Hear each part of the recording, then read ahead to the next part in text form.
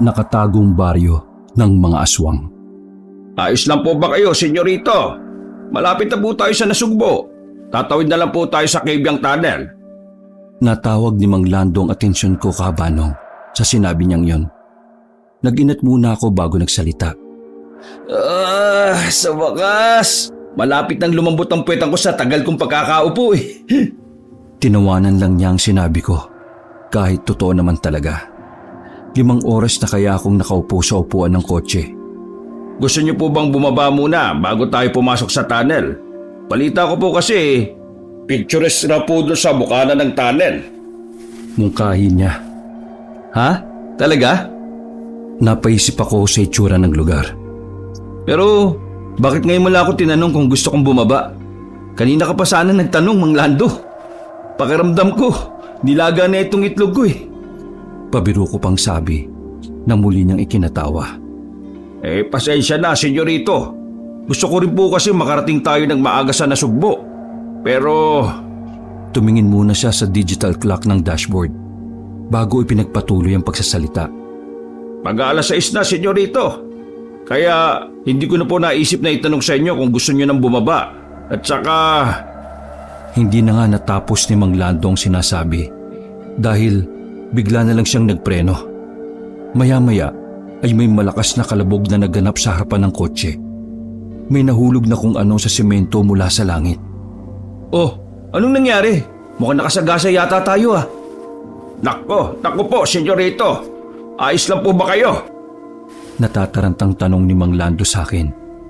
Hindi ko na siya sinagot dahil mas nag-alala ako sa nasagasaan niya.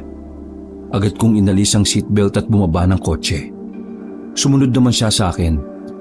Maraan akong naglakad papunta sa harapan kung saan ko narinig ang mga ingay. Kumakabog ang dibdib ko sa sobrang nerbiyos. Anong nangyari? Saan ang galing yung malakas na ugong? Napatingin ako sa kalsada, Kabanong, at inihanda ko talaga ang sarili sa aking makikita. Mang Lando, tawag ko sa kanya. Itatanong ko sana kung narinig din niya ang mga ingay, pero nakita kong may inakay siyang tao mula sa kalsada. Iho! Sinundan ko ng tingin si Mang Lando. Nakita kong tinapik-tapik niya ang pisngi ng bata na nakahandusay sa daan. Inilapat pa niya ang 2 daliri sa tapat ng ilong nito para tingnan kung humihinga pa. Buhay pa ba, Mang Lando? Tanong ko. Nawala na sa isip ko ang narinig na tunog kanina. Napalitan ito ng kaba nang nakita kong gasgas at ilang mahahabang tila kalmot sa magkabilang braso ng bata. Apo, senyorito. Hindi ko naman po siya nasagasaan eh. Siya po yung tumalon sa hood at bigla na lang siyang gumulong tapos bumagsak sa kalsada. Pagkasabi noon ni Mang Lando, biglang nagmulat ang bata at nagulantang pa nang makita kami. Nasaan ako? Tanong ng bata. Bumangon ito at luminga-linga sa paligid. Ayos ka na, bata? Mahinahong tanong ni Mang Lando. Pero ako, hindi ko mapigilan ng mainis. Hoy, bata! Niloloko mo ba kami? Ikaw tong biglang sumulpot sa harap ng kotse namin eh. Tapos kami ang tatanungin mo kung nasaan ka. Halika nga rito at nang mapektusan kita. Lumapit ako sa bata para bigyan ito ng kutos sa ulo. Pero bigla siyang tumayo at nagtago sa likuran ni Mang Lando. Umalis na lang po tayo dito. Parating na sila. Naguluhan ako sa mga sinabi niya, Kabanong. Pero bigla akong nakarinig ng mga kaluskos mula sa bundok na nasa kanang parte ng kalsada. Napalingon ako doon at eksaktong may lumundag na tao. Lumapag ito ilang metro mula sa amin. Tao ito pero mapupula ang mga mata nila. May mahahabang pangil at mahahabang daliri na may matutulis na kuko. Ang mga hita at mga paa nito ay parang sa aso. Nakatayo ito ngunit bigla nitong ibinaba ang mga kamay sa kalsada na parang nagbabadyang sumugod sa amin. Ano yan? Bulalas ko habang umaatras. Tara na po! Parang awa niyo na! Natatarantang sigaw ng bata at nakita kong hinila na niya si Mang Lando. Pati ako ay nataranta na rin, Kabanong, at tumakbo na papasok sa kotse. Bilisan niyo po! Nandiyan na sila! Muling sigaw ng bata Oo na, eto na nga. Natatarantang sigaw ni Mang Lando. Pinihit niya ang susi pero ayaw mag-start ang makina ng kotse. Kita ko ang panginginig ng kamay ni Mang Lando. Inalis niya ang susi at nang muli niya itong isinuksok ay nabitawan pa niya. Mang Lando, ako ang ninenervous sa inyo eh. Ako na nga po magmamaneho. Pagbobolontaryo ko. Pero, senyorito. Natigilan kami nang sumigaw na naman ng bata. Ayan na sila! Kasabay ng pagsigaw ng bata ay ang pagdating ng iba pang halimaw. Sunod-sunod silang nagsilundagan kabanong at lumapag ang iba sa ibabaw ng kotse. May tumagos pang kuko mula sa bubungan at mabuti na lang napayuko kami kaagad. Hindi pa rin makuha-kuha ni Mang Lando ang nabitiwang susi ng kotse kaya mabilis kong hinatak ang reclining level. Saka siya hinila paalis ng driver seat. Gumapang naman siya sa passenger seat. Matulin din akong gumapang at kinuha ang susi sa ilalim ng dashboard. Eksaktong nakuha ko ang susi nang marinig ko ang pagkabasag ng salamin sa may passenger seat, kung saan naroon si Mang Lando. Senyorito! Napalingon ako kay Manong Lando at nakitang sinasakal na siya ng halimaw mula sa nabasag na bintana. Ipinasok pa ng halimaw ang ulo at mabilis kong tinadyakan ito para bitiwan ng matanda. Mabilis kong isinuksok ang susi at pinihit yon. At sa wakas, umandar na ang makina. Pinatakbo ko ang sasakyan pero nagtataka ako kasi hindi umaalis sa pwesto ang kotse. Tiningnan ko ang rear view mirror at nakita kong na may halimaw sa likod ng sasakyan na pumipigil sa kotse. Napalingon ako kay Mang Lando. Nangingitim na ang mukha niya dahil may sumasakal na namang halimaw sa kanya. Natataranta na ako dahil sumasabay pa sa pagsigaw ang bata sa likod ng kotse. Minaniobra ko na ang kotse at pinaharurot ito ng paatras. Sinadya kong banggain ang halimaw na nasa likod ng sasakyan. Nakita ko pang tumilapon ng mga ito ng ilang metro. Hindi na ako nagdalawang isip. Muli kong ibinalik sa primera ang kotse at pinaharurot ito. Tumingin ako kay Mang Lando. Nawalan na siya ng malay, pero sinasakal pa rin siya ng halimaw. Buisit! Bakit ba ayaw bumitaw ng halimaw na yan? Tiningnan ko sa side mirror ang halimaw. Kumapit ito sa gilid ng kotse kaya naisip kong ibangga ang sasakyan sa gilid ng tunnel. Nang matanong ko na ang tunnel, ay inayos ko ang anggulo ng kotse para siguradong sasabit ang halimaw. Steady! I can do it! Sigaw ko. Pagkatapos ay ginawa ko ng plano. Tagumpay ang aking ginawa dahil tumilapon ang halimaw na yon. Pati ang side mirror ng kotse ko ay natanggal. Yahoo! Nasigaw ako sa tuwa nang makita sa rearview mirror ang paggulong ng halimaw sa kalsada. Hindi ko alam kung nawalan ito ng malay o kung patay na dahil humandusay na lamang ito roon. Maya-maya'y narinig ko na ang malalim na pagsinghap ng hangin ni Mang Lando. Ayos lang po ba kayo, Mang Lando? Tanong ko sa kanya na tinanguan lang niya ng marahan. Nakita kong nagkakakulay na rin ang mukha niya. Napangiti ako at muling ibinalik sa kalsada ang tingin nang may biglang lumitaw na halimaw sa taas ng windshield. Sa gulat ko ay agad akong nagpreno. Nahulog ito sa kalsada mula sa bubungan ng kotse. Hindi na ako nag-isip pa at inapakan ang accelerator upang banggain ito. Umatungal ito ng parang galit na galit. Ikaw pa may gana magalit? Kayo na nga ang sumira sa kotse ko at sa araw ko. Sigaw ko. Kahit hindi ako sigurado kung naririnig ba ng halimaw. Nang 2 metro na lang ang layo ko sa halimaw, ay bigla na lang itong tumalon papunta sa kabilang panig ng kalsada. Iniwasan niya ang kotse. Duwag ka rin naman pala Sabi ko, habang binabagalan ko na ang pagtakbo ng kotse. Kahit po ako, iiwas din po ako sa pagkakasagasa po. Napatingin ako sa batang nakaupo na nagsalita sa likod ng kotse. Munti ko nang malimutan na may kasama pala kaming bata. Teka, maiba nga tayo. Anong ginagawa ng batang katulad mo sa lugar nito? Bakit kayo nahabol mga halimaw? Aswang! Mga aswang po sila. O siya, sige. Bakit kayo nahabol ng mga pangit na aswang? Siyempre po para kainin. Mabilis kong inihinto ang kotse. Sige, labas! Sigaw ko sa bata. Lumabas ka na ngayon din! Namumuro na sa kalokohan ng bata kaya nanggigil na ako, Kabanong. Seryoso akong nagtatanong pero balasubas kong sumagot. Umungol si Mang Lando para pigilan ako sa pang-aaway sa bata. Sinenyasan niya ako na magmaneho na lang.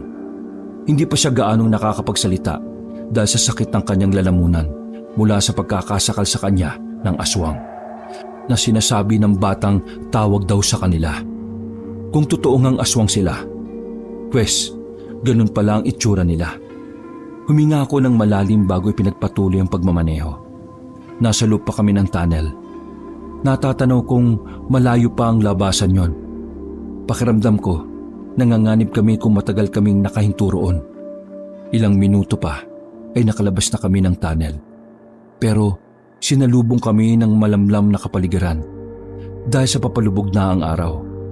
Senyorito, Tawag sa akin ni Mang Lando sa garalgal na boses. hindi po ito yung nasugbo. May takot akong naramdaman sa boses niya. Kahit ako ay nalilito kasi dapat pagkalagpas ng tunnel, magandang tanawin na ang sasalubong. Pero kaliwat kanang gubat lang ang nakikita ko. Anong ibig mong sabihin, Mang Lando?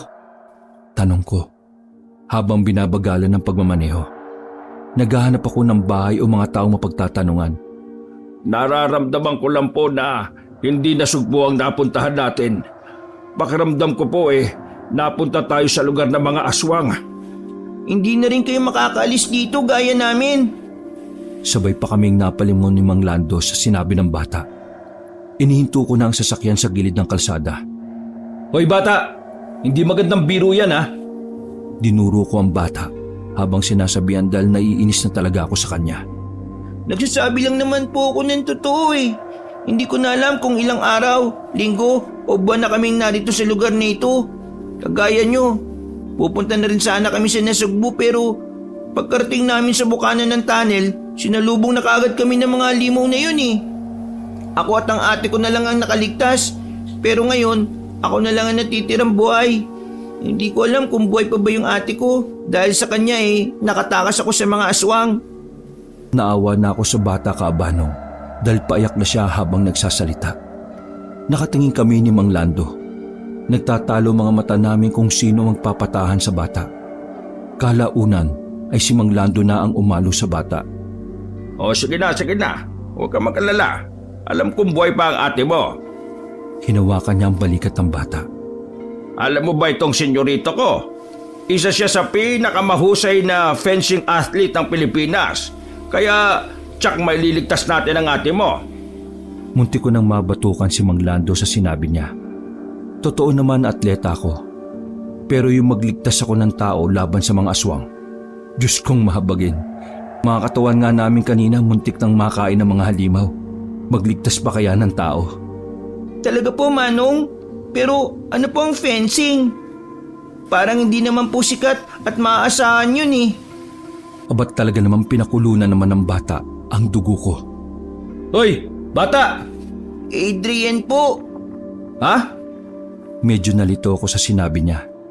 Dapat bang Adrian Hu ang isinagot ko? Adrian ang pangalan ko at hindi po Hoy bata. Sabi uli ng bata. Napahawak ako sa sentido ko. Pakiramdam ko ay naipon na doon ang dugo ko. Kanina pa sinusubok ng batang ito ang pasensya ko. Adrian, kuwan kasi. Paano ko ba sasabihin sa iyo yon? Alam mo ba yung sports na may hawak na espada? Sumingit na si Mang Lando. Siguro'y nararamdaman niya na rin ang pagkairita ko sa bata. Opo. Yung nakasuot po sila ng puti at yung may mask silang itim na parang grid po. Ang astig po nun. Napangiti ako sa sinagot ni Adrian. May alam din naman pala ang batang ito bukod sa pangbabalasubas. Oo, yun nga. Masiglang tugon ni Mang Lando. Pero sigurado po ba kayong isa siyang atleta sa fencing? Itinuro pa niya ako. Kasi payat po siya tsaka parang hindi naman siya malakas. Baka makain lang siya ng aswang. Literal na atang umusok ang ilong ko at tenga sa mga sinabi ni Adrian tungkol sa akin. Aminado naman ako, Kabanong, na payat ako. Pero kung lakas ang pag-uusapan, kaya ko namang umubos ng 2 bandihadong kanin. Siyempre, malakas ako. Magiging 3rd-timer gold medalist pa ba ako kung hindi ako mabilis, flexible at malakas? Tumingin sa akin si Mang Lando. Ganyan lang ang katawan ni Senyorito. Pero malakas yan. Nahihiya lang lumabas yung mga muscles niya. Nagtatago pa. Pinandilatan ko si Mang Lando. Grabe siyang makalaglag ng tao. Very hurt ako sa part na yon. Napatawa naman si Adrian sa birong yun ni Mang Lando. Kahit ako man ay medyo umayos ng kaunti ang pakiramdam. Kahit papaano ay nabawasan ng takot at agam-agam ko. Pinandar ko na lang muli ang kotse. Pero eto ha, real talk Adrian. Hindi ako mangangako na ililigtas ko ang ate mo. Dahil hindi ko naman alam ang lugar na ito eh. At ayaw kong isugal ang kaligtasan nating 3 para lang sa kaligtasan ng isa. Kung may tsansang mapunta sa atin ang ate mo, bigla siyang lumitaw sa atin, baka may pagkakataon din na iligtas siya. Pero ang uunahin natin ay ang kaligtasan nating 3 kasi tayo magkakasama. Ate! Nabigla ako nang sumigaw ang bata habang nakatingin sa labas ng bintana. Ha? Bakit? Tanong ko. Senyorito, itigil niyo po. Nakita ko si ate. Sa pagkabigla ay naapakan ko kagad ang preno. Agad naman bumaba si Adrian mula sa kotse. Teka, Adrian! Sigaw ko at agad ding sumunod sa kanya. Tumigil ito sa gilid ng kalsada. Tiningnan ko rin ang lugar na tinitingnan niya. May naaninag nga akong tao roon. Ate! Ate Adele! Ate! Umiiyak na tawag niya sa babaeng nagtatago sa mga halamanan. Nang mamukha niya siguro ang kapatid, ay marami itong lumabas sa pinagtataguan. Halos manlumo ako sa itsura ng babae. Ang dami nitong kalmot.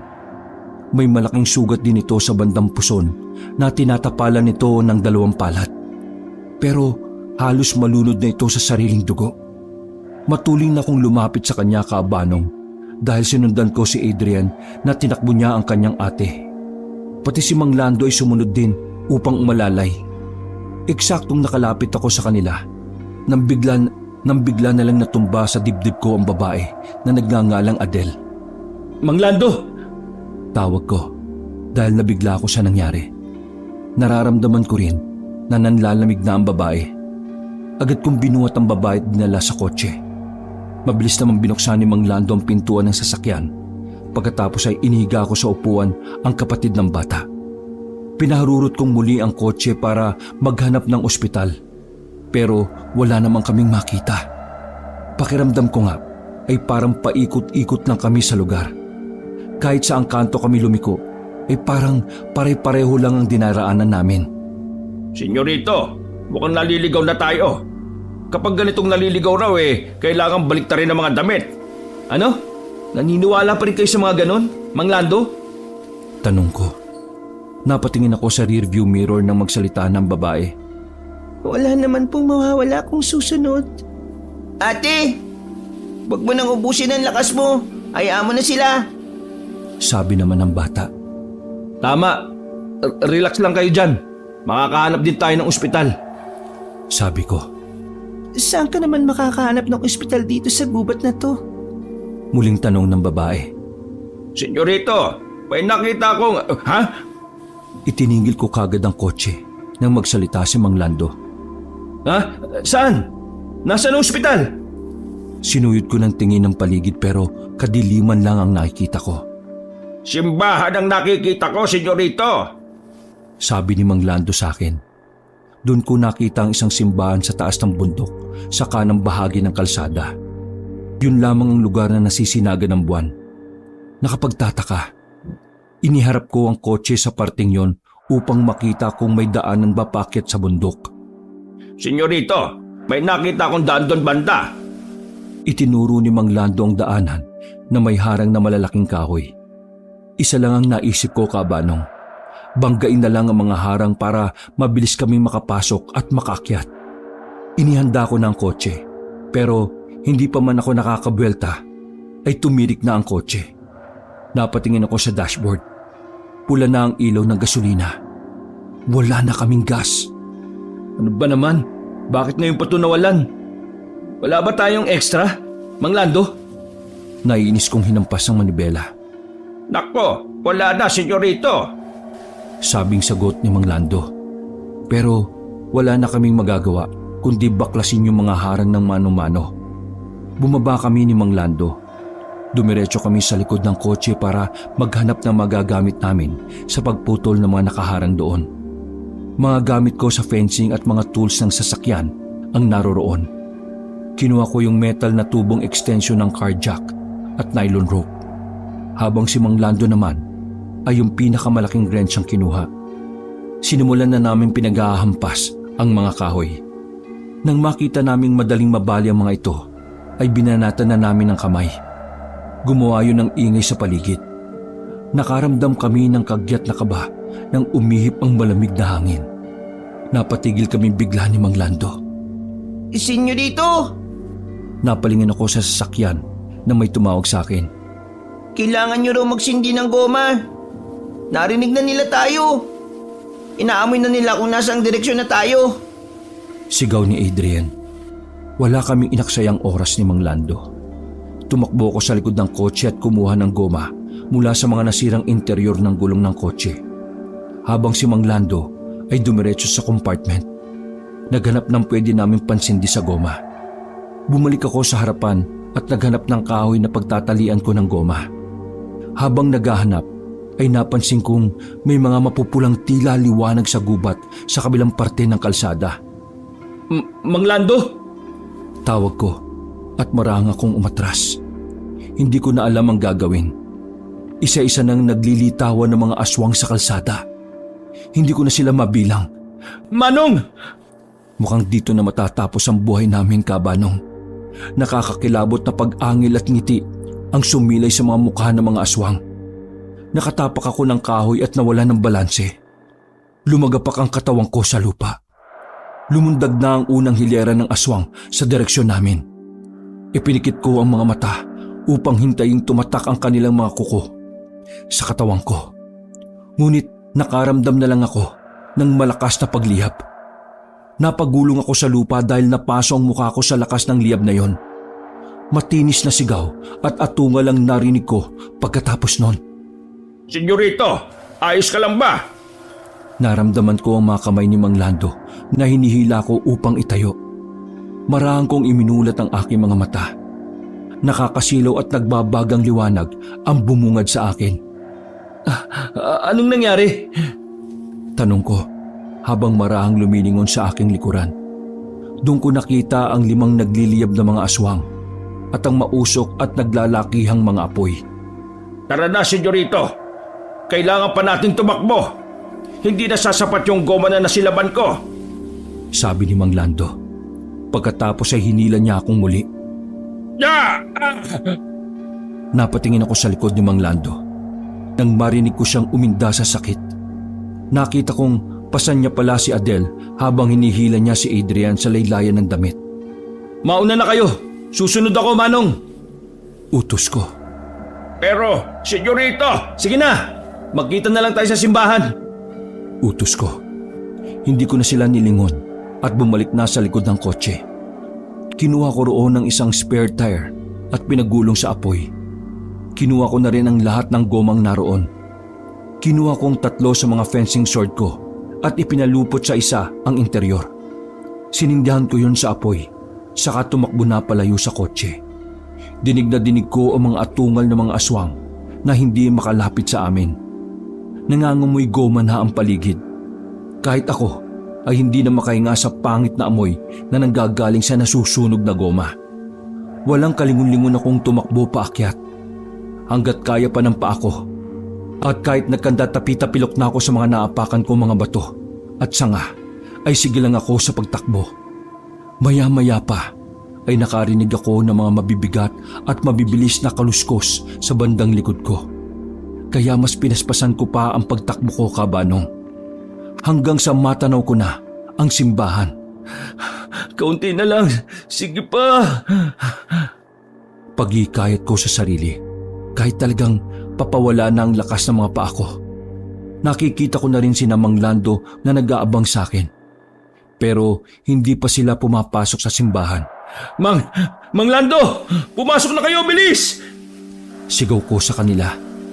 Napalingon sila sa gawi ko. Nagmamadali naman silang pumasok pero nagulat ako nang makitang nasaktan si Mang Lando nang itulak nito ang pinto gamit ang mga kamay. Namali yata siya sa pagkakatulak. Tumingin-tingin pa ito sa paligid bago nagdesisyong tadyakan na lang ang pintuan para bumukas. Nang bumukas na iyon ay kaagad silang pumasok. Eksakto namang nakaakyat na ako sa tuktok ngunit biglang may humatak sa paa ko. Kaya napasubsob ako sa lupa at nabitiwan ang hawak kong fencing sword. Senyorito! Narinig kong sigaw ni Mang Lando.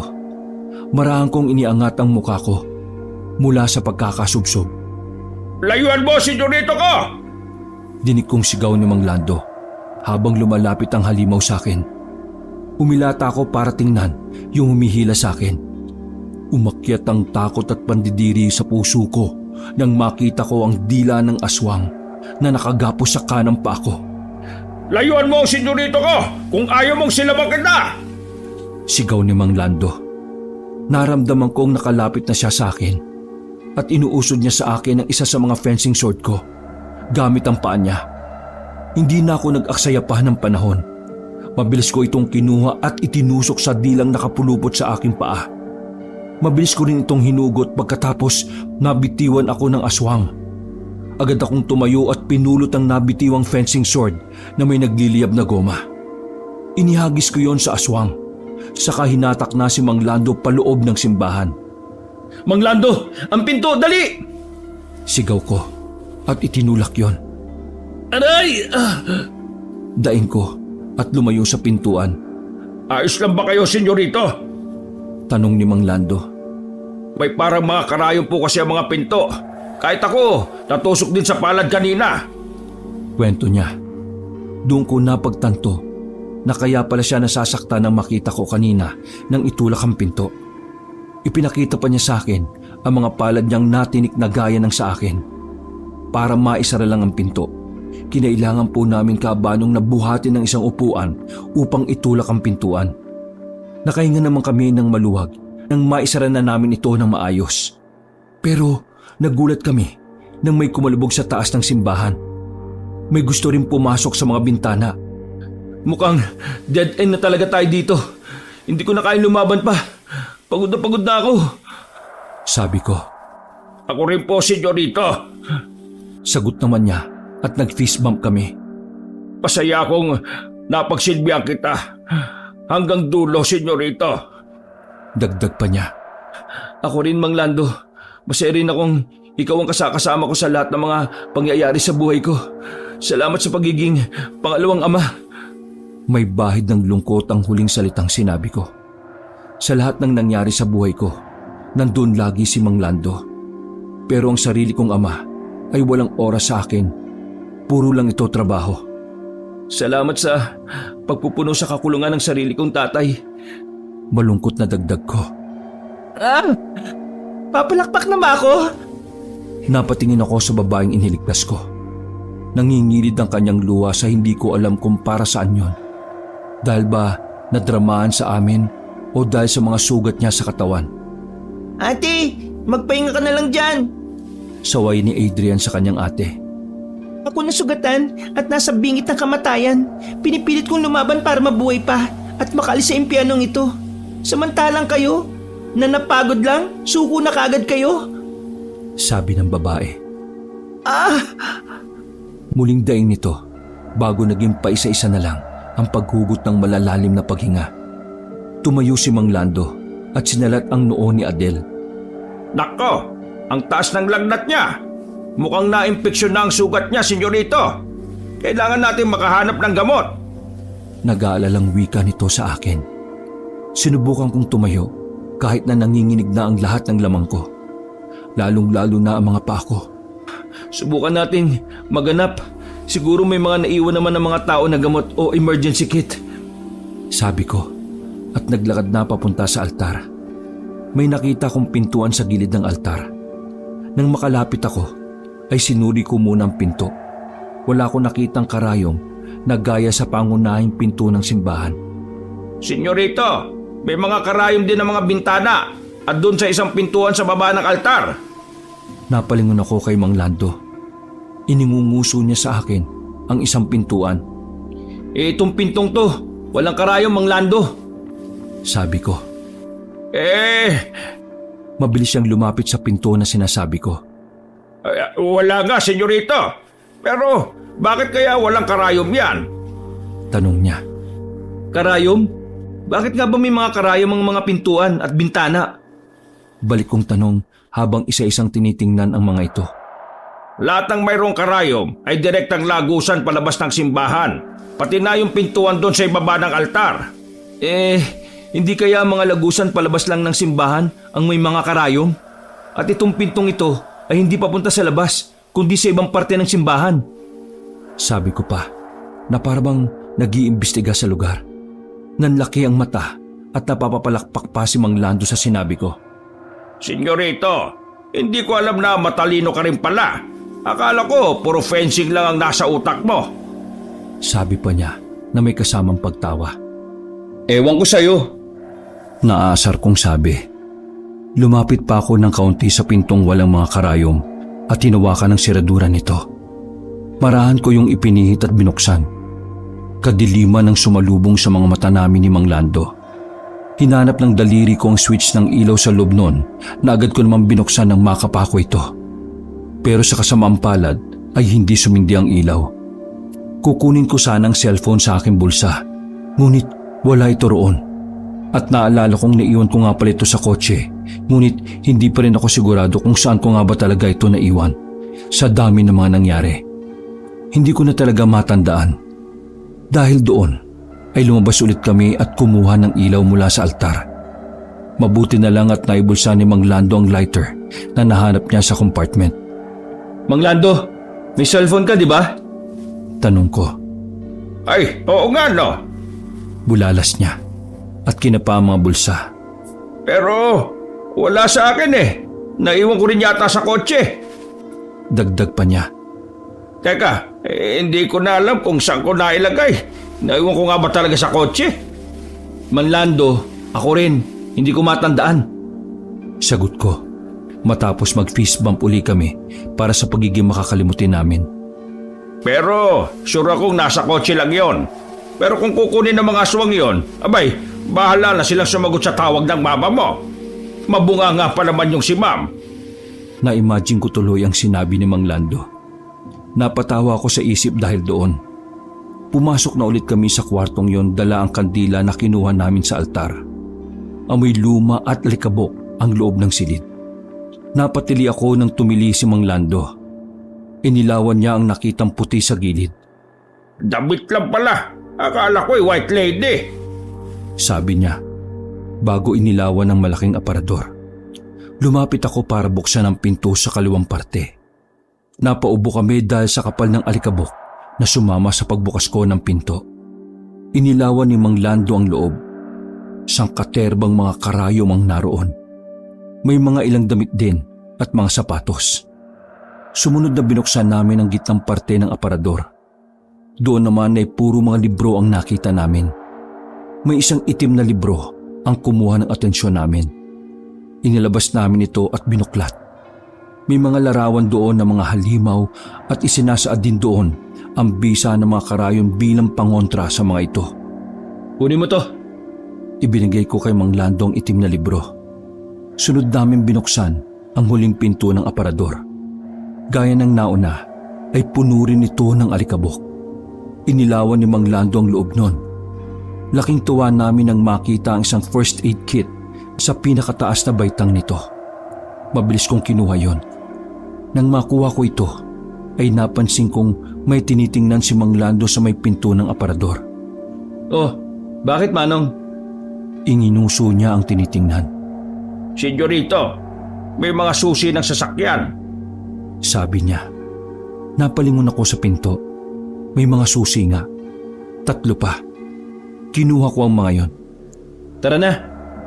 Lalabas na sana kami nang may makita kong rosaryo sa sahig. Pinulot ko yon. Hindi man ako paladasal, pero naniniwala akong tutulungan kami ng Diyos na makaligtas. Umiiyak si Adrian na makalapit kami. Hindi na pa nanginginig si ate. Sabi niya, Oh, wag ka mag-alala. Mabubuhay ang ate mo. Sabi ka niya kanina na lumalaban siya para mabuhay, di ba? Para sa'yo. pangaalo ni Mang Lando. Isinuot ko sa ulo ni Adele ang rosaryong napulot ko. Kumunot ang noon niya na halatang nasasaktan sa bawat paggalaw ng katawan niya. Binuksan ko ang first aid kit. Hindi ko alam kung sinuswerte ba kami pero may karayom din doon sa pangtahi ng sugat. Mga thread, bulak, mga gasa, alkohol, betadine, gloves at mga gamot. Pero lahat ng ito ay expired na. Alam kong hindi na hygienic at lalong wala ng bisa ang mga gamot. Pero yung liquid ng pampababa ng lagnat ang ipinatako sa bibig ni Adele. Lumukot ang mukha niya. Alam kong pangit na ang lasa pero lunukin mo na lang ha. Kahit papaano, may bisa pa naman siguro yan. Kaysa mamatay ka na lang. Sabi ko at nakita ko naman siyang lumunok. Kinuha ko ang gloves at isinuot. Pinunit ko ang laylayan ng t-shirt ni Adele at tumambad nga sa amin ang malaki niyang sugat sa kanang bahagi ng puson. Nangingitim na ito at marumi. Hinawakan ko ang sugat niya pero bigla na lang siyang humiyaw. Kasabay nun ang paglagabog at pag-atungal din ng mga halimaw sa labas. Oh, akala ko wala na sila. Saad ni Mang Lando. Relax ka lang. Lilinisan ko lang ang sugat mo at tatahiin ko na rin. Kaya kung kaya mong tiisin, tiisin mo ha. Sabi ko sa babae. Sinimulan ko ng linisin ang kanyang sugat. Kasabay nun, ang mga katakot-takot na niyang hiyaw na naging musika sa loob ng simbahan. Tumigil lang siya nang pagkatapos ko ng linisan ito. Sisimulan ko na rin tahiin ha. Kaya mo pa ba? Tanong ko sa kanya. Marahang tango ang tinugon niya sa akin. Napadaing siya nang simulan ko ng tahiin ang kanyang sugat. Pero hindi na siya makasigaw gaya ng kanina. Basang-basa na rin ang mukha niya ng pawis at luha. Tatawagin ko sana si Adrian para punasan ang mukha ng kanyang ate. Pero nang tingnan ko ito, ay nakatulog na silang dalawa ni Mang Lando. Pinunasan ko na lang ang mukha ni Adele. Kaunting tiis na lang ha. Makakatulog ka na rin yan ng maayos. Bulong ko, saka muling bumalik sa pagtatahi ng sugat niya. Hindi ko alam kung ilang minuto kong inayos ang sugat ni Adele. Pero palagay ko, natahi ko naman ito. Pinainom ko ulit siya ng gamot bago pinagbigyan ng katawan kong matulog na rin at magpahinga. Isang munting dalangin ang namutawi sa isip ko bago pumikit na sana panaginip lamang ang lahat ng nangyayari sa amin. Nagising ako kinabukasan sa iyak ni Adrian. Napablikos tuloy ako ng gising. Oh, anong nangyari? Bakit ka umiiyak? Sunod-sunod na tanong ko. Binabayo ng kaba ang dibdib ko. Hinanap ng mga mata ko si Adele at nakitang natutulog pa rin ito sa lamesa. Nakahinga ako ng maluwag. Akala ko kung anong nangyari sa kanya. Senyorito, gutom na ako. Iyak ni Adrian. Rion. Pagtatama ko sa kanya. Ano po? Rion ang pangalan ko, hindi senyorito. Paliwanag ko. As in? Akala ko talaga senyorito pangalan mo. Kasi simula na makasama ko kayo, puro senyorito ang tawag sa inyo ni Manong eh. Napa-facepalm na lang ako sa sinabi niya. Oo nga pala. Yun na kasi ang nakasanayan ni Mang Lando na itawag sa akin kahit na noon ko pa sinasabi na tawagin na lang niya ako sa pangalan ko. Napatingin ako sa natatawang si Mang Lando na nasa likuran ni Adrian. Kaya nga sinasabi ko na, di ba? Rion ang pangalan ko. Bakit parang mas bagay pa rin sa iyo yung pangalang senyorito? Komento ulit ni Adrian. Nakakaewan talaga ang batang ito. Kaya tumayo na lang ako, Kabanong. Mukhang wala na mga aswang ha. Meron pa yan sila, pero hindi na sila kasing lakas kagabi. Kapag umaga, wala silang kapangyarihan. Normal lang sila mga tao pero mapanlin lang pa rin. Napalingon ako kay Adele na magsalita ito. Gising na pala siya, pero bakas pa rin sa mukha niya ang pagod at sakit gawa ng kanyang sugat. Bigla kong naalala ang libro. May nakita kaming libro kagabi. Nakatago ron sa kwartong pinaghanapan namin ng first aid kit. Lumapit sa akin si Mang Lando at ibinigay ang libro. Eto oh. Ipinakita ko ito kay Adele. Pero eksakto namang tumunog ang tiyan ko. Napatingin siya sa akin. Mukhang nagwiwel ka na ang mga alaga mo, ha? Maghanap muna kaya tayo na makakain. Si Adrian na lang ang magbabantay sa akin. Suwestyon niya. Ay, mabuti pa nga. Tara na, senyorito. Segunda naman ni Mang Lando. Inilapag ko ang libro sa tabi ni Adele. Lumapit naman si Adrian sa kanyang ate. Huwag kang mag-alala. Bibilisan namin ang paghahanap ng makakain. Alam kong nag-alburuto na rin ang tiyan mo.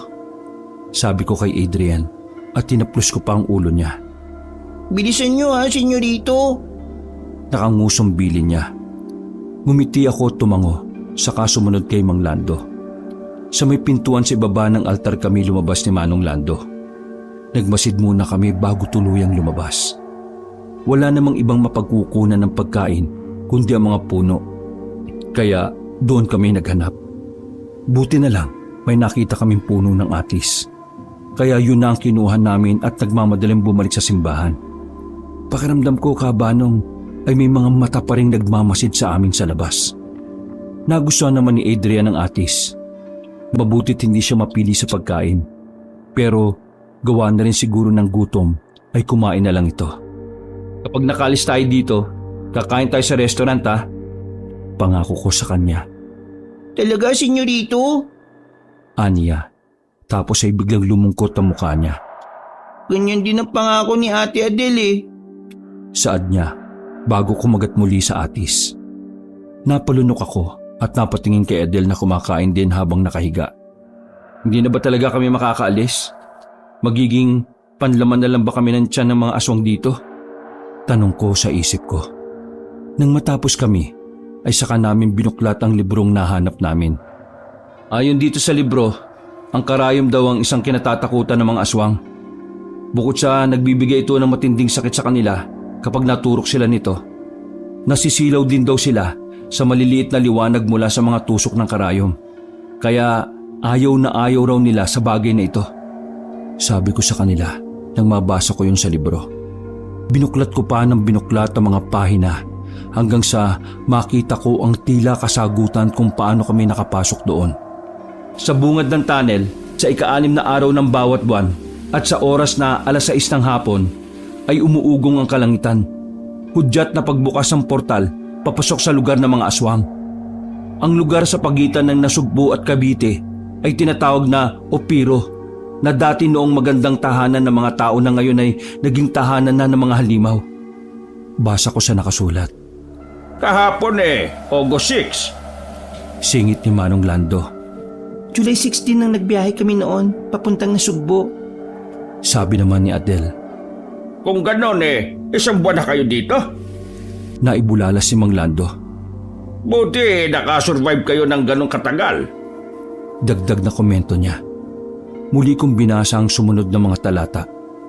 Ang malaalamat na lugar na ito, ang ginawang selda para sa mga halimaw upang hindi na sila makapaghasik ng lagim sa ibang bahagi ng Pilipinas. At maging bantay sa mga gintong nasa bulubundukin ng Opiro. Kasunod na mga nakasulat ay mga ginuhit na larawan ng lugar, mga bundok at mapa ng Opiro. Sa sumunod na mga pahina ay may muling nakasulat. Ang mga taong nakakapasok sa mundong ito ay kailangan ng iba yung pag-iingat. Bukod sa makain sila ng mga halimaw, ay pinag-iingat din na hindi sila malawayan ng mga aswang, sapagkat sila ay magiging aswang na rin at hindi na makakalabas sa mundo ng Opiro. Sigurado ba kayong hindi kayo dalawayan?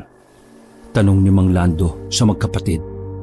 Marahas na umiling si Adrian, habang si Adele ay hindi ko alam kung umiiling o tumatango. Nakaramdam ako, Kabanong, na parabang may itinatago siya sa amin. Ipinagpatuloy ko ang pagbabasa ng mga sumusunod na mga talata. Makakalabas sa mga taong nabitag sa loob ng Opiro, kagaya kung paano sila nakapasok. Kailangan nilang bumalik sa bungad ng tunnel sa ika-7 araw ng bawat buwan. sa oras na 6:00 din ng hapon. Uugong ulit ang kalangitan at magbubukas ang portal. Ayun naman pala eh. Makakalabas naman pala tayo eh. Masayang sabi ni Mang Lando. Teka. Ika-7 ngayon ah. Ayun yon. Tumingin sa taas si Mang Lando. Tila inaalala ang petsa kahapon. Pero Manong, may mga aswang pa rin. Paano tayo makakapunta dun? Nasira na ang kotse. Sabi ko. Senyorito, yung mga susi. Pagpapaalala niya. Doon ko naalala yung mga susing nakita namin sa aparador. Susi? Tanong ni Adele. May nakita kaming susi ng mga sasakyan dun sa aparador. Sagot ko kay Adele. Munti ko na talaga makalimutan ang tungkol doon. Tiningnan ko muli ang libro at binasa pa ang mga sumusunod na nakasulat. Tandaan, huwag na magpalinlang sa mga halimaw. Huwag mamamatay at huwag magpapalaway. Mula sa mga naunang taong nakarating sa Opiro. Binuklat ko pa ang mga pahina at nakita ang ilang mga pangalan ng mga taong napunta na roon. Isa-isa kong pinasadahan ng mga pangalan. Gulat na gulat ako nang makita ko ang pangalan ni Papa na nakasulat sa pahina ng libro. Baka kapangalan niya lang. Paano naman magkakaroon ng pangalan ng tatay ko sa ganitong libro? Laging busy yun sa trabaho. Ipinagpatuloy kong basahin ang mga pangalang naroon. Marami-rami na rin pala sila. May kung anong nag-udyok sa akin na isulat din doon ang pangalan naming 4. Pero wala akong ballpen. Sayang naman. Inilapag ko na lang ang libro sa tabi ni Adele. Inisip kong ibalik yon sa pinagkuhaanan namin. Tumayo na ako. Manong, kailangan natin mahanap yung sasakyan. Sabi ko kay Mang Lando. Sige po, senyorito. Tulong! Tulong! Napalingon kaming lahat sa gawin ng front door nang marinig namin na may humihingi ng saklolo. Pamilyar ang boses na yun sa akin. Nauna nang lumapit sa front door si Mang Lando. Binubuhat na niya ang upuan na inilagay naming pangharang doon. Tulong, Orlando! Tulungan mo ako! Doon ko napagtanto, kaboses yun ni Manang Rosa, ang katulong namin na matagal nang nililigawan ni Mang Lando. Manong, wag! Hindi si Manang Rosa yan! Sigaw ko at mabilis siyang hinila palayo sa pintuan. Pero naawang niya ito ng kaunti. Sumilip kami pareho sa labas pero wala ng tao. Ngunit meron kaming nakitang nakabasket na pagkain doon. Mabilis na kumalat ang mabangong amoy niyon sa loob. Takam na takam ako. Naglalaway ang mga gilagid ko.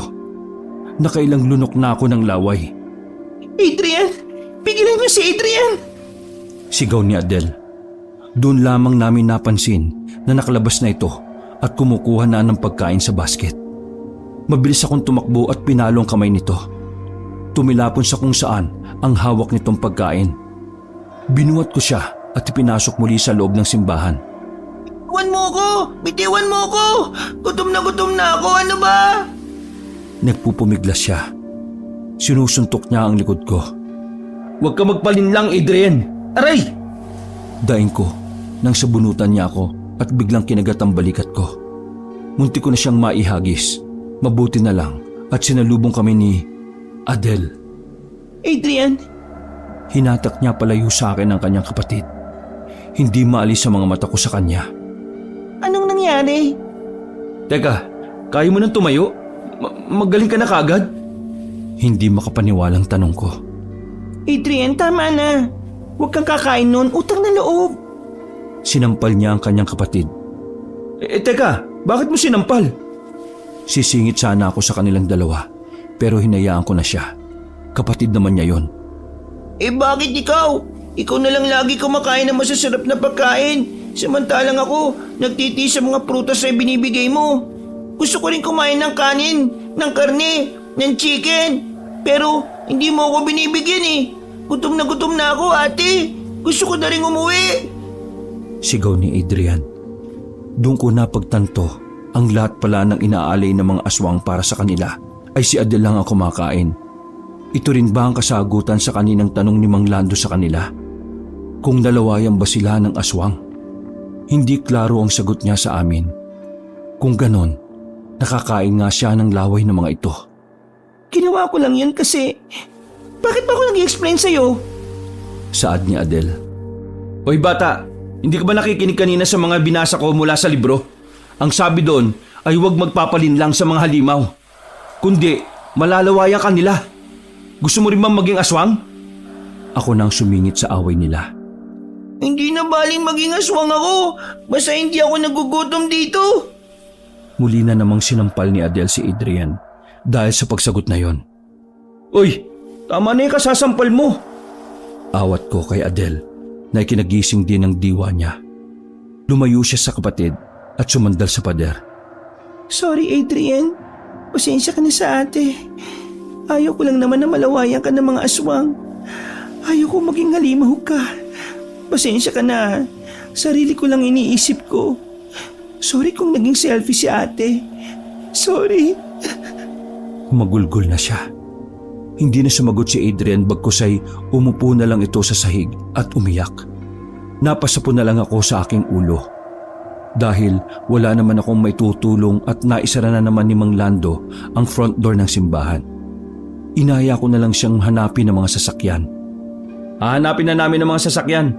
Huwag naman na kayong maging ano dyan ha. Mamaya Adele, sampalin mo na naman yung kapatid mo. At ikaw naman bata ka, kung alam mong para sa ikabubuti mo naman ang ginagawa ng ate mo, matuto kang sumunod para hindi ka mapasama. Paalam at linya ko sa kanilang dalawa. Hindi sila sumagot, kaya hinayaan ko na lang. Alam kong hindi naman sila bingi. Tinungo namin ang bell tower ng simbahan. Yun ang pinakamataas na parte. Kaya siguro doon din namin matatanaw kung saan parte nakatago ang mga sasakyan. Nauna akong umakyat. Grabing alalay ang ginawa ko dahil marupok na ang mga baitang ng kahoy ng hagdan. Susunod sana si Mang Lando pero pinagbawalan ko na. Kumpara kasi sa akin, 3 beses ang bigat niya. Baka mabali lang lahat ng apakan at hindi kami makababa. Hindi naman siya nagdamdam at sinabing hihintay na lang niya ako sa ibaba. Namangha ako kaabanong sa ganda ng nakikita kong tanawin dun sa taas ng bell tower. Kitang-kita ko ang bulubunduki na kagaya ng nakaguhit sa libro kanina. Natatanaw ko rin doon ang dating bayan ng Opiro na ngayon ay tila kinain na ng gubat. Ang mga bubungan at ilang bahagi na lang ng mga estruktura ang naroon. Matapos kong busugin ang mga mata sa magandang tanawin, ay hinanap ko na ang mga sasakyan. Natanaw ko ang kotse ko. Naroon pa rin ito, kung saan namin iniwan. Marahang kong sinuyod ang paligid, hanggang sa may nakita kong parang bodega sa kaliwang bahagi ng simbahan. Nagmadali akong bumaba pero may ibayo pa rin pag-iingat. Agad kong sinabi yun kay Mang Lando. Ang pintuan sa ibaba ng altar ulit ang ginamit namin palabas sa simbahan. Matulin kaming tumakbo papunta sa nakita kong tila bodega. Nababanaag pa rin ang tila mga matang nakamasid sa amin habang kami ay tumatakbo. Ilang saglit pa ay bumungad na sa amin ang nakita kong bodega. Napangiti ako nang makitang hindi lang ito basta bodega. Dahil naroon din ang sasakyang hinahanap namin. Ngunit ang mga pinto nito ay hindi kagaya sa simbahan. Walang mga karayom at ang nakapagtataka pa ay madali lamang itong mabuksan. Manong, bumalik na lang tayo sa simbahan. May pag-aalinlangan kong sabi habang pumapasok sa bodega. Ha? Nandito na tayo, senyorito. Wala nang atrasan to. Kailangan na natin makauwi, baka hinahanap na kayo ng mama ninyo. Pagpapatibay niya ng loob ko. Pero nararamdaman ko talaga na may mali sa pagpasok namin sa bodega. Senyorito, tignan mo, isang owner-type jeep at 2 kotse. Mukhang mga luma na sila. Tatakbo pa kaya mga ito? Sabi niya habang sinusuri ang mga sasakyan. Punong-puno ang mga ito ng alikabok at tama si Mang Lando. Tatakbo pa kaya ang mga sasakyan? Lumapit ako kay Mang Lando nang bigla na lang may sumugod sa akin mula sa pagitan ng 2 sasakyan. Nakailag ako at nasangga ang kamay nito na may hawak na matulis na kahoy. Namumula ang mga mata nito pero gaya ng sabi ni Adele. Namumula ang mga mata nito kabanong pero gaya ng sabi ni Adele kanina ay hindi na ito masyadong malakas. Isang malakas na palo sa ulo ang ibinigay sa kanya ni Mang Lando at nawalan na ito ng ulirat. Nagmadali naman akong itulak ito at inalalayan ako ni Mang Lando na tumayo. Dito, senyorito, bilis! Inakay ako ni Manong sa isang kotse. Napadaing siya nang biglang matumba sa sahig. Manong! Hinila ko siya sa braso pero napansin kong hila rin siya ng halimaw sa paa. Ang bilis ng halimaw makarecover. Matapos siyang pukpukin sa ulo. Wag! Sigaw ko nang makitang itatarak ng aswang ang matulis na kahoy sa hita ni Manong Lando. Pero huli na. Nagawa na niya. Malakas na napahiyaw si Mang Lando at dinig yon sa paligid. Kasunod doon ang pagpagaspas, palayo ng mga ibon na parang nagulat sa umekong sigaw ni Mang Lando. Nakaramdam ako na matinding kaba. Kahit hindi ko sabihin, alam kong nakatawag yun ng pansin mula sa mga nagmamasid sa amin na nagtatago lang sa kung saan. Marahas na binunot muli ng halimaw ang itinarak na kahoy kay Mang Lando. Gumapang ito pataas at muling iniamba ang kahoy sa puso ni Mang Lando. Napailing ako. Wag! Pagmamakaawa ko. Pero binigyan lang ako ng halimaw ng nakakakilabot ng ngiti at itinarak na sa puso ni Mang Lando ang kahoy. Pero sa isang kisap mata, bigla na lang tumilapon ang halimaw. Nakita ko na lang si Adel na nakikipagpambuno sa halimaw sa gilid kung saan sila tumilapon. Manong Lando! Iyak ni Adrian habang lumalapit sa amin. Naroon rin pala siya. Paano kayo nakapunta rito? Tanong ko. Ang ibig ko sabihin, kailan kayo sumunod sa amin? Pagkaklaro ko ng aking tanong. Sumunod kami kaagad sa inyo nang lumabas kayo.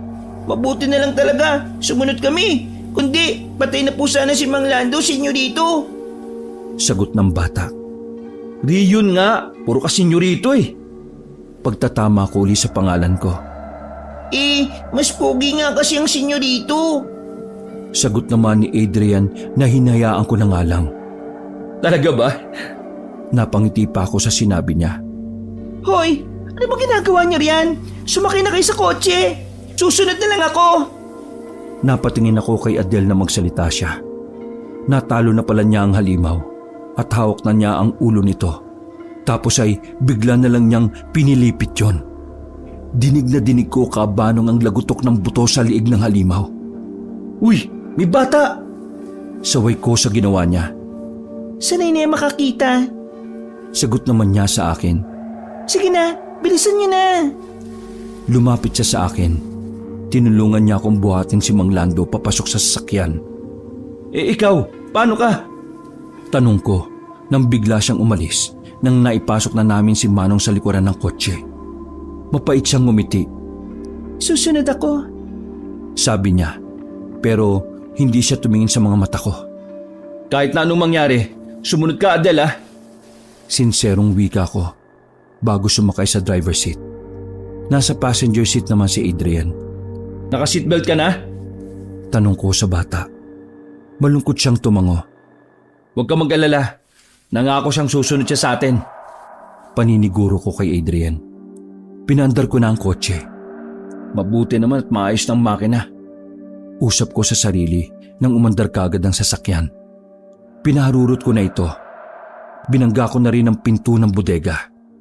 Nawasak ito ngunit sa paglabas namin ay bumulaga sa amin ng maraming halimaw. Sumugod sila sa amin kaya naman kahit ayaw ko silang saktan ay pinagbubundol ko sila. Sigaw naman ang sigaw si Adrian kaya sinabihan ko na lang siyang pumikit na agad naman niyang ginawa. Puro kalabog at kabi-kabilaan ang mga nasasagit na bubundol ng kotse pero sige lang ako ng pagpapaharurot. Mabilis kaming nakababa sa bundok. Nakita ko ang kotse at bigla kong naalala ang mga cellphone namin ni Mang Lando. Siniguro ko munang malayo pa ang mga sumusunod sa amin. Saka ako bumaba upang kunin ang mga cellphone namin. Una kong nakita ang cellphone ni Mang Lando na nakasuksok sa lagayan sa pagitan ng driver at passenger seat. Nang kunin ko ng cellphone ko na alam kong nakasukbit sa organizer sa likod ng passenger seat, ay nakita kong malapit na ang mga humahabol sa aming mga halimaw. Kaya tumakbo na ako at hinayaan na lang ang cellphone. Muli kong pinaharurot ang kotse. Nagulat ako nang may lumapag sa bubungan nito. Mabilis akong nagpreno para sana tumalsik ito pero bigla itong sumilip sa windshield. Si Adele pala yun, kaya muli kong pinatakbo ang kotse. Habang nasa daan kami, kita ko pa rin ang mga nagsisitalo ng mga halimaw na galing sa bundok. Ang dami nila, Kaabanong. Naiisip ko nga na parang zombie apocalypse lang yon.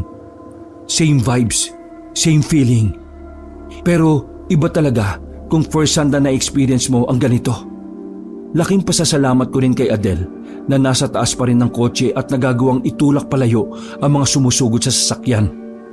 Kanina pa kami tumatakbo pero hanggang ngayon ay hindi pa rin namin nararating ang tunnel. Kung saan-saan na kami lumiko pero gaya na nangyari sa amin kahapon ay puro gubat lang ang sumasalubong sa amin.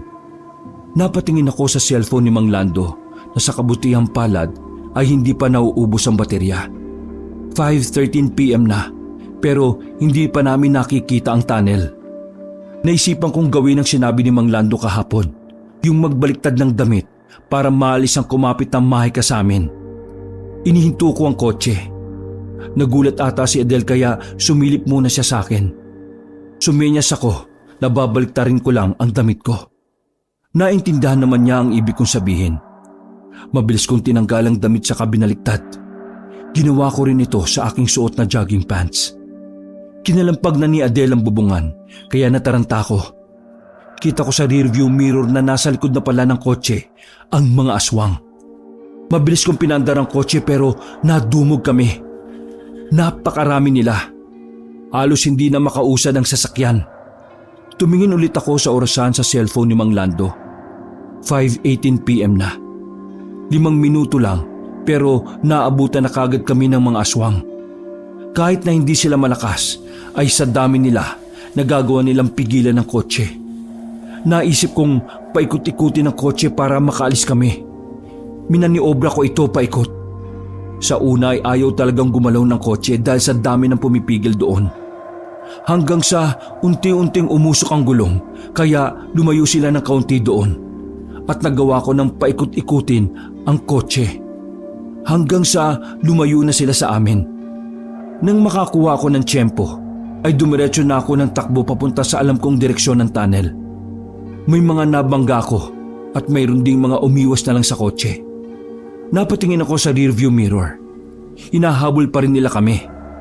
Muli kong tiningnan ang orasan sa cellphone. 5:38 PM na. 20 minuto na ang lumipas sa pakikipagpatentero sa mga aswang. Ilang saglit pa ay natanaw ko na ang tunnel. Napahiyaw ako sa tuwa pero agad ding napawi nang maalala kong nasa dulo pala kami ng tunnel.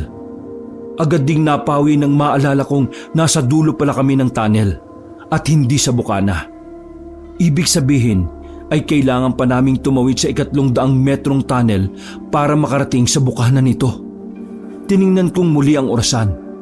5:42 PM na. Pag nagtuloy-tuloy ang tuli namin, makakaabot kami sa dulo sa loob lang ng 2 minuto. Napangiti ako. Sa wakas, makakauwi na tayo. Masayang bulalas ko. Ngunit bigla na lang tumirik ang kotse sa gitna ng tunnel. Umusok ang harapan nito. Nag-overheat na ang kotse. Nagmadali akong lumabas ng kotse. Adele! Nag-overheat ang kotse! Kailangan natin tumakbo! Sigaw ko. Ha? Ano? Bakit nag-overheat? Nandiyan na sila? Natatarantang sagot niya sa akin. Bilisan mo! Kunin mo na si Adrian! Ako nang bahala kay Mang Lando! Utos ko. Hindi! Ikaw na kumarga kay Adrian at ako na nga alhali kay Manong Lando. Bilis! Mungkahi niya. Mabilis naman akong sumunod. Kinarga ko si Adrian sa likod ko. Kinuha ko ang cellphone ni Mang Lando saka mabilis na tumakbo. Patingin-tingin ako sa orasan. 5:48 PM na. Dahil karga ko si Adrian, kahit anong pilit kong tumakbo ng mabilis ay bumabagal ako. Ramdam ko na malapit ang bumigay ang mga paa ko dahil kahapon pa kami tumatakbo. Bilisan niyo! Napalingon ako sa aking tabi. Hinawakan na ni Adele ang braso ko at halos hilahin na niya ako sa pagtakbo. Tiningnan ko si Mang Lando. Wala pa rin siyang malay. Alam kong maraming dugo na rin ang nawala sa kanya. Hinilan lang siya basta ni Adele at sa tansya ko ay nagasgas na ang puwetan nito. Mas bumagal pa ang pagtakbo namin at tuluyan na ngang nawalan ng lakas ang mga hita ko. Naabutan rin kami ng mga aswang kabanong. Pinaikutan na nila kami. Tumayo ka riyan, senyorito! Umiiyak na sigaw ni Adele. Rion! Pagtatama ko, Ha? nagugulan tanong ni Adele. Sabi ko, Rion ang pangalan ko. Ilang beses ko ba kayong itatama? Medyo may pagkainis na bulalas ko. Sa maging kabisado na namin ang pangalan mo. Kaya pakiusap, tumayo ka riyan at simulan mo ng tumakbo. Ako nang bahala dito. Utos niya sa akin. Pinilit kong tumayo kabanong. Bumaba na si Adrian sa likod ko at tinuwakan na lang ang kamay ko. Inakay niya ako papunta sa bukana ng tunnel. Malapit na ito, ilang metro na lang. Hinila ko sa isang kamay si Mang Lando. Sobrang bigat niya pero paunti-unti ay nagawa ko naman siyang hilahin. Gumawa ng daan si Adele sa amin. Pinagtatatadyakan niya ang mga gustong lumapit sa amin. Ang iba naman ay pinag-aagis niya sa malayo. Umiiyak na ako. Hindi na kaya ng katawan ko. Hindi pa kami nakakarating sa bukana nang marinig ko ang ugong mula sa kalangitan. Unti-unti nang bumagsak ang katawan ko. Pero may kung anong sumalo sa akin at tila ako nililipad sa ere. Nakita ko ang liwanag mula sa umuugong na kalangitan sa labas ng tunnel. Kasabay rin nun ang malakas na pagbagsak ko sa simento. Yun ang huli kong alaala kabanong bago ipikit ng tuluyan ang aking mga mata. Nagising ako sa maliwanag na sinag na tumatama sa mga mata ko. Puting kisame ang unang sumalubong sa akin nang tuluyan kong imulat ang aking mga mata. Rion, are you awake? Mukha ni Mama ang lumitaw sa paningin ko. Ma, nasaan ako? Si Mang Lando, nasaan? Pinilit kong bumangon pero napadaing nang sumakit bigla ang kaliwang braso ko. Kaya muli akong nahiga. Nasa ospital ka. Ano bang nangyari sa inyo ng driver mo? Bakit pareho kayo nakaandusay sa Kabyang Tunnel? Tanong ni Mama. Po? Kami lang? Wala sina Adele at Adrian? Balik tanong ko. Ha? Sinong Adele at Adrian? Anong sinasabi mo, anak? May kasama pa ba kayo doon? Mukhang hindi titigil ang pagbabalikan ng tanong namin ni Mama. Kaya tumahimik na lang ako. Rion, tell me, ano ba kasing nangyari sa inyo pagpunta niyo sa Nasugbo? Akala ko magbabakasyon lang kayo doon sa beach resort. Ngayon, bigla na lang tumawag ang ospital. Ma, ayos na po ako. It's okay. I'm safe now. Hinawakan ko ang kamay niya. Nanginginig siya at talagang nag-aalala. I've been calling Landon numerous times, pero hindi pumapasok ang tawag ko. Laging cannot be reached, pati na ang cellphone mo. Tapos malalaman kong na-ospital ka na? Pinisil ko ang kamay niya. Si Papa. Tanong ko. Nasa trabaho pa. Siya ang nagbantay sa iyo kagabi at nagpunta na sa trabaho kaninang dumating ako. Kwento ni Mama. Good to hear na binantayan niya ako. Akala ko puro lang siya trabaho eh. Don't say that, Rion. Saway ni Mama. Alam mong mahal ka niya, pero kailangan niya magtrabaho para sa iyo, para bigyan ka ng maalaw na buhay. Mapakla akong ngumiti sa sinabi ni Mama. Well, Ma, I need to rest. Sabi ko at tumagilid patalikod kay Mama. Mas mainam pa nga, anak. Sabi ni Mama habang inayos ang kumot ko. Lumipas sa mga araw, bumalik na sa normal ang kalusugan ko. Nakabalik na rin ako sa pagtitrain sa fencing. Pero pinagbawalan pa akong lumaban. Kailangan ko pa raw mag-gain ang buong lakas ko bago sumabok ulit sa pagsali sa mga competition. Kumusta ang training, senyorito? Nakangiting bungad sa akin ni Mang Lando nang lumabas ako sa training center. Manong, Rion nga. Tawagin mo akong Rion. Pagtatama kong hindi na matapos-tapos. Sanay na po ako sa senyorito eh. Sir Rion. Kinuha na niya mga gamit ko at nilagay sa likod ng kotse. Napatitig na naman ako sa bagong kotse namin. Carnapping Yan ang lumabas sa investigasyon ng mga pulis na tumingin sa nangyari sa amin ni Mang Lando. Sir Rion, pasok na po kayo. Pinagbuksan ako ni Manong Lando ng pintuan. Manong, kaya ko naman pong buksan ang pinto eh. Tawagin niyo na lang ang atensyon ko sa tuwing lumilipad ang isip ko. Paalala ko sa kanya. Pang-apat na yung pagtawag ko sa inyo na yon. Pero hindi pa po bumabalik ang isip nyo. May pagbibirong saad niya. Kayo ho talaga. Inilahad niya ang kanyang kamao sa akin. Malugod naman ako nakipag-fist bump sa kanya bago pumasok ng kotse. Sir Rion, pinatatawag kayo ng papa niyo sa kanyang office. Pupunta na po ba kayo roon ngayon? 7 beses na niyang pagpapatawag sa inyo ito pero ayaw mo naman pong pumunta. Baka may sasabihin siyang importante sa inyo. Hindi naman magpapatawag yun kung hindi importante ang sasabihin niya, di ba? Sabi niya pagkapasok sa driver's seat. Tama siya, Kaabanong. Ilang beses na akong ipinatatawag ni Papa sa opisina niya pero ilang ulit ko rin siyang hindi sinasagot. Sige Manong, mukhang importante nga. Sang-ayon ko sa mga sinabi niya. Ilang minutong biyahe bago namin narating ang gusaling pinagtatrabahuan ni Papa. Bumaba na ako ng kotse ngunit hinabol ako ni Mang Lando. Senyorito, Senyor Rion, gusto niyo bang samahan ko kayo? Ipapark ko lang po itong kotse sa... Hindi na ho, Manong. Kaya ko na pong pumasok doon mag-isa. Sagot ko. Sige Sir Rion. Hintayin ko na lang kayo sa parking area. Paalam niya bago ko isara ang pinto ng sasakyan. 3 beses akong bumuntong hininga bago ako naglakad papasok sa gusali. Nang marating ko ang front door ay kusa itong bumukas. Ngunit napansin ko ang tila maliit na tusok sa glass door. Ha? Karayom? Nagtataka kong sabi sa sarili. Hindi pa ako nakontento at muli kong pinasadahan ng tingin ng glass door. Mayroon nga itong mga maliliit na tusok na parang sa karayom. Sinuri ko rin ang ibang glass window. Mayroon ding mga karayom ang mga ito. Nagmamadali akong pumasok sa elevator at pinindot ang ika-7 floor kung saan ang opisina ni Papa. Hindi mawaglit sa isip ko at pilit na inaalala kung kailan pa nagkaroon ng mga karayom ang building ni Papa. Habang nakasakay sa elevator, ay tila may mga mumunting alaala na bumalik sa isipan ko. Noong bata pa ako, natusok na ako ng mga karayom sa isang pinto at ang pintong yon ay parang kilala ko kung kaninong pinto. Nang magbukas ang elevator ay halos takbuhin ko ang opisina ni Papa. Nang marating ko ito, yun nga ang pinto kung saan ako natusok ng mga karayom.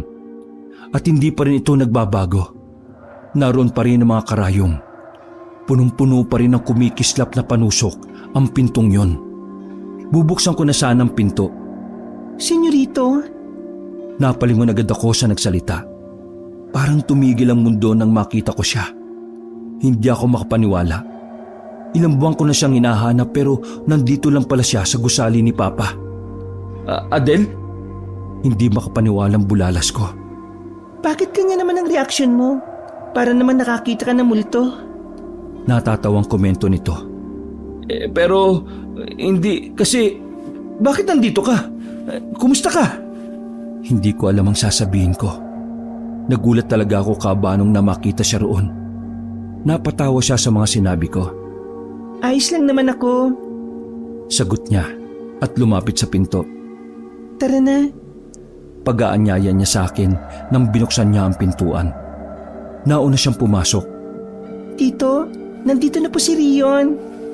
Bungad nito sa aking ama na nagbabasa ng libro sa kanyang lamesa. Itinigil nito ang ginagawa at tumingin sa akin. Tito? Pag-uulit ko at tumingin mula kay Papa patungo kay Adel na nagkibit balikat lang sa akin. Rion, please sit. Tinanggal niya ang salamin niya sa mata at lumapit sa akin. Teka, anong nangyayari? Kilala mo si Adel at Adrian? Tanong ko. Oo, bakit naman hindi? Yan ang sinasabi ko sa iyo. Hindi ka kasi umaattend ng reunion ng angkan natin kaya hindi mo nakikilala mga kamag-anak mo.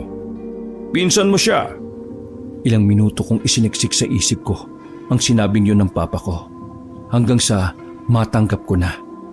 Hindi na rin ako umimik dahil pinapunta pala niya ako sa opisina niya para pagalitan sa aking paglalakwatsa. Puro ka kasi lakwatse. Wala ka nang inatupag. Panahon na para magtrabaho ka. Pumasok ka na dito sa business natin bukas. Si Adele ang magiging secretary mo. Napamulagat na lang ako sa sinabi ni Papa. Napalingon ako kay Adele at ngumiti naman siya sa akin. Umiwas ako ng tingin at doon na lang ako tumingin sa salamin.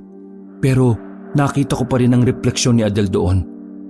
Hindi ko alam kung namalikmata lang ba ako pero nakita ko talaga ang pagpula ng mata niya at paghaba ng kuko sa kamay. Biglang kumabog ang dibdib ko, Kabanong, pero nang tingnan ko siya, normal naman ang kanyang itsura. Nang mga sumunod na araw, ang pagtatrabaho na lang ang aking pinagkaabalahan. Wakas!